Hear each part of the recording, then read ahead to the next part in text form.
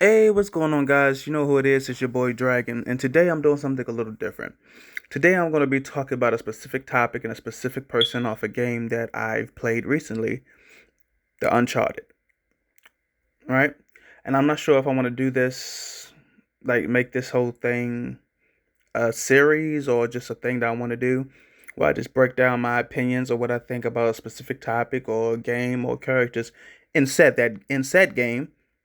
I'm sorry, in said game and my opinions. So for right now, we're going to be talking about Samuel Drake, Nathan Drake's brother.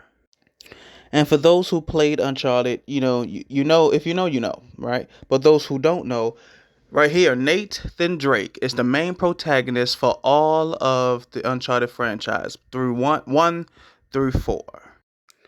And Nate and Sam are treasure hunters, and they have been searching for Henry Avery, the king of the pirate treasure. Well, not this pirate. This pirate. Henry Avery. Legend has it that Avery stashed his hidden treasure somewhere on a designated island full of hundreds of billions of dollars. And through all of the entire franchise, Nate has been trying to find this famous, forgotten, or beloved treasure, right? Him and his brother. Okay, so we begin with Uncharted 4 with Sam and Nathan and their rich friend Rafe, who inherited his family's wealth. And so he's with Sam and Nathan to try to prove himself by finding the legendary Henry Avery treasure. So they're in the Panamanian, whatever you call it, jail. And this is where we meet Vargas. Vargas is the head security of the Panamanian jail, who Rafe has bribed with a couple of money so they can get into this restricted area where there has been sightings of, or, ideas that Henry Avery have left a note to his fellow companions to find his hidden treasure. Now, Vargas finds this out, and he tells Nate basically, hey, look, I want in. I'm letting y'all into this restricted area where I can get in trouble at. I want some of the cut. And Nate was like, okay, well, if there is anything over several hundred years, then we can talk to Rafe about this. And of course, Nate finds something that helps him to relocate the next location that the Henry Avery treasure could be. But he doesn't tell Vargas this at all. He lies to him, say, man, I ain't find nothing. But then later on, a big fight breaks out in the prison. And I mean, look at this. Rafe, Nate, Sam, they are really out here throwing hands. They are really boxing. And then, of course, Vargas comes in and he breaks up the fight and he goes to check everybody, to confiscate any secret weapons they might be hiding.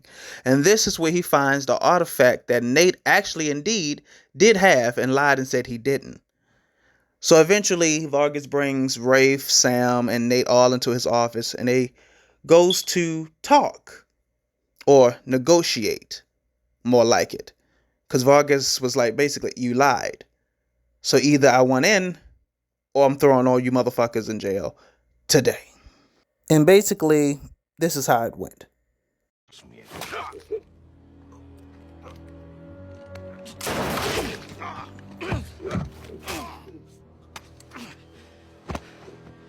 Jesus, that's that. Are you out of your goddamn mind? You want to find out? Okay, so Vargas gets killed by Rafe.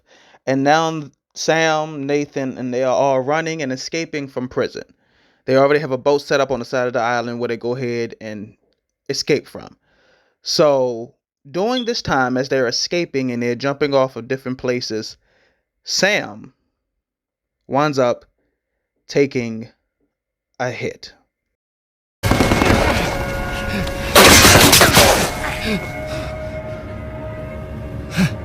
No. No, you hold on! Hold on! Sam! Give me your other arm! Come on, reach! No! Sam! We gotta move. Now, with Sam presumed to be dead, Rafe and Nate escapes the prison with the getaway boat that they had. Now, 15 years go by. Now, during this 15 years, we also have seen Nate do multiple other things, such as Uncharted 1, Uncharted 2, as well as Uncharted 3, and of course, Uncharted 4, the one that we are talking about now. Now, at the end of these 15 years, Nate has finally settled down and let go of the treasure hunting business, settled down and got married to his beautiful and lovely journalist wife, Elena.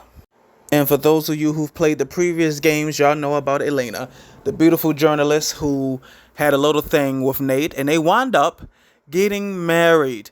Getting married, moving in, settling down, and Nate got a regular 9 to 5 job, and Elena continued her journalism. And one day, as Nate is sitting in his office, just minding his business, doing his paperwork, he gets a knock at the door. And then he walks up to answer the door, and guess who it is? Sam? It's good to see you again, Nathan. God, Sam. Oh, all right. Take it easy. How? And of course, to Nate's surprise, it's the ghost of his brother, Sam, that we all thought was dead or presumed to be dead to him, is now standing in his goddamn face at his job 15 years later. And of course, he almost fainted. He couldn't believe it. But of course, as brothers do, they made up and they started talking about old times, and Nate started telling him about all the craziest adventures he did on Uncharted 1, 2, and 3 as they're catching up.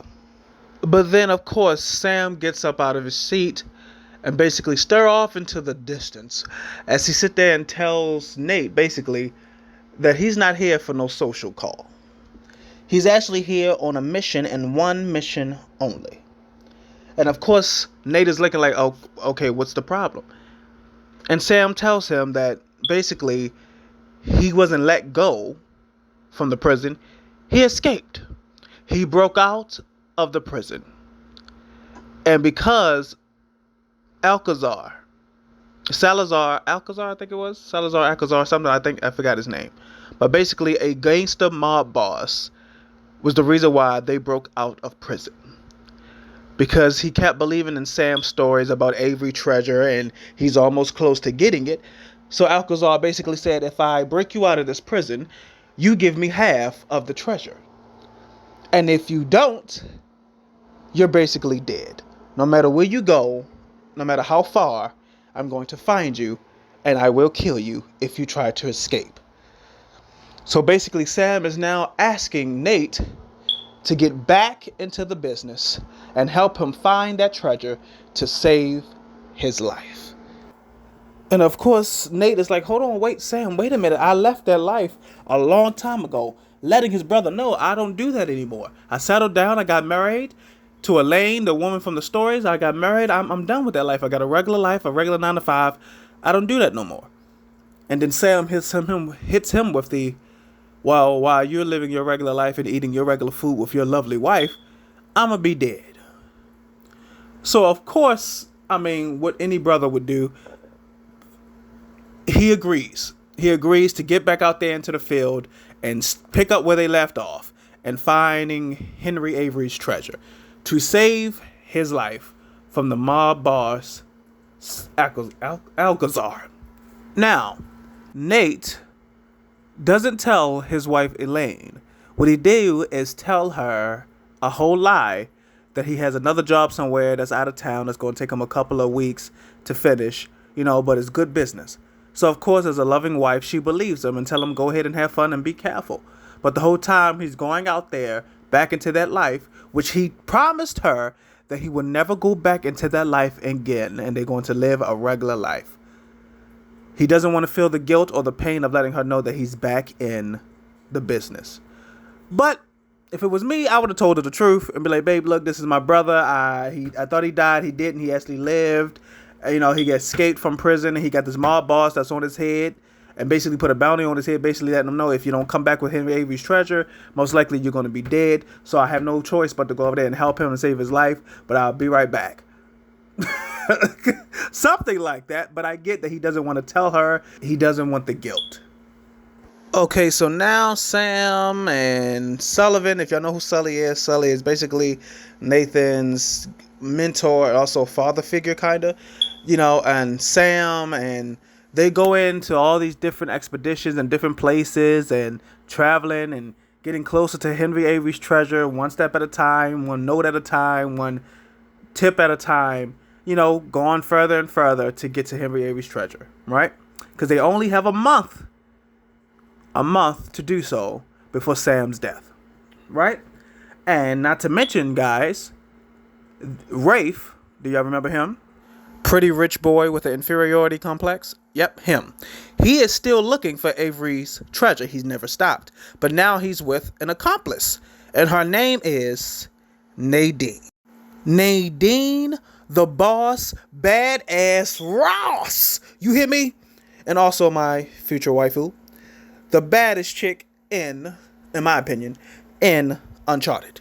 Hands down. And also she is the leader of the Shoreline Militia military force. And she's working with Rafe. So that makes Rafe and Nadine oppositions to Nate and Sam.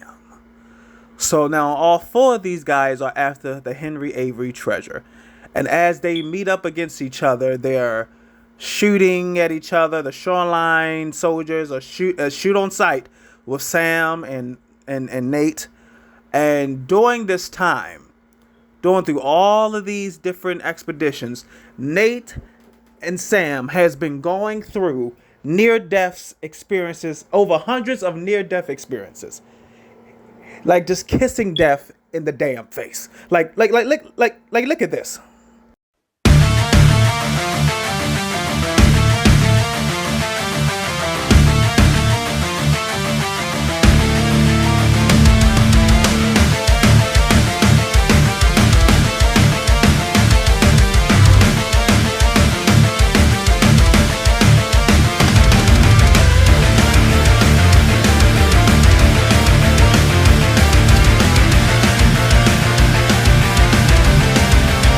You see, like that's just crazy stuff, man. Then not to mention getting his ass whooped by my baby girl, Nadine, twice.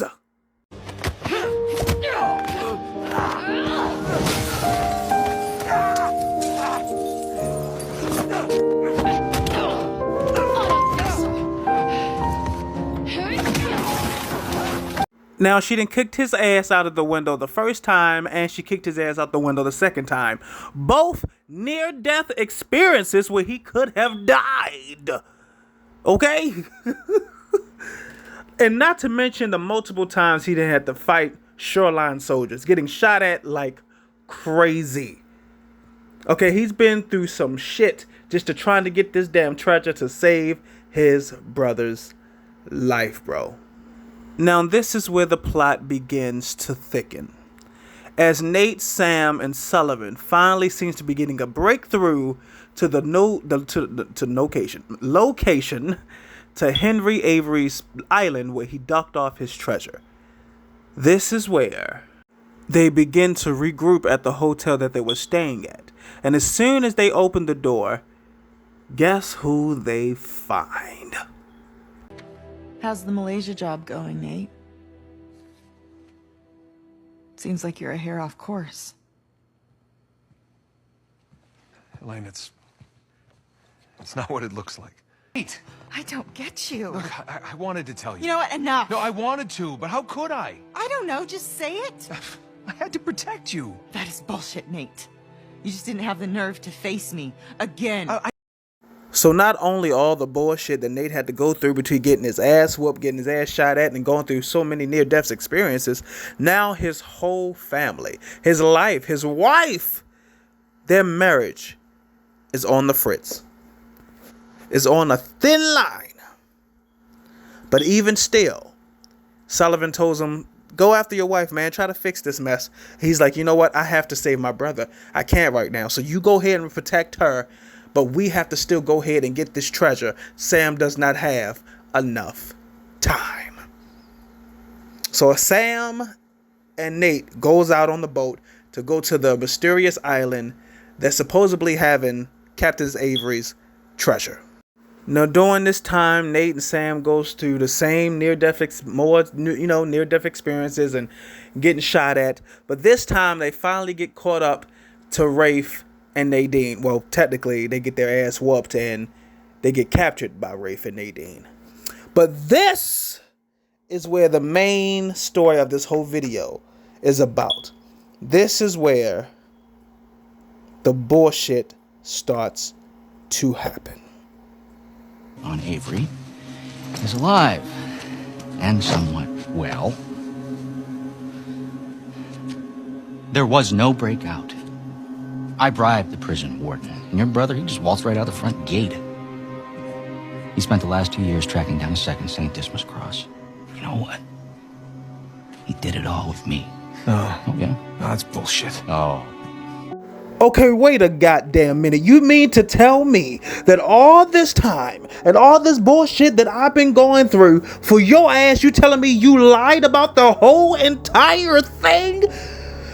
That you were never under any type of stress, that nobody even was going to be at your head?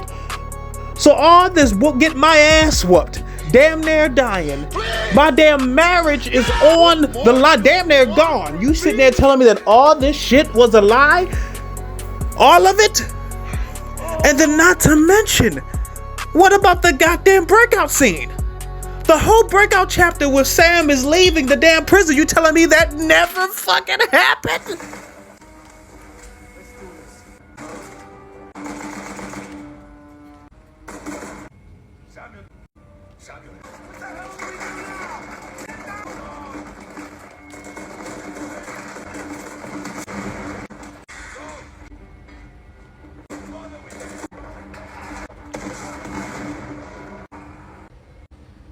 And that is not even the worst one of all. The fact that you was out of prison 2 years prior to you coming to get me. You was with Rafe for 2 whole years. You never even thought to call me to say, hey brother, I'm alive and I'm out. You worried about Henry Avery's treasure more than your own goddamn brother. You were with the enemy for 2 whole years.